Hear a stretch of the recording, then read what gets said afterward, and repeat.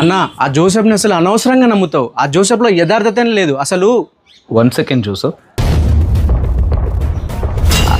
అంటే ఆ జోసెఫ్ అన్న చాలా మంచివాడు, చాలా భక్తిపరుడు. సరదాగా ఆట పట్టిద్దామని జోసఫ్ కాదులే, వేరే వాళ్ళతో మాట్లాడుతున్నాను. వాళ్ళు కూడా కాల్ కట్ చేశారు. జోసెఫ్ అన్న కాల్లో ఉన్నాడేమని భయపడ్డా. అయినా జోసఫ్ ఉంటే ఏంటి? అంటే ఆయన ముందు ఇవన్నీ అనలేం కదన్నా. జోసఫ్ ముందు ఒకలాగా, జోసఫ్ వెనకాల ఒకలాగా. మనలో యథార్థత ఉందంటావా? అంటే లోపాలు మన అందరిలో ఉన్నాయి, నాలో కూడా.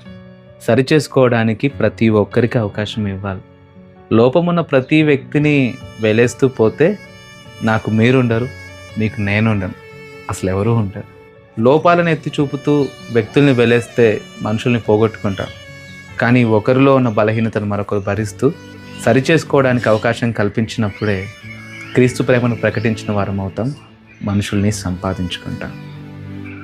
నిజమే అన్న, అర్థమయ్యేలా చెప్పారు.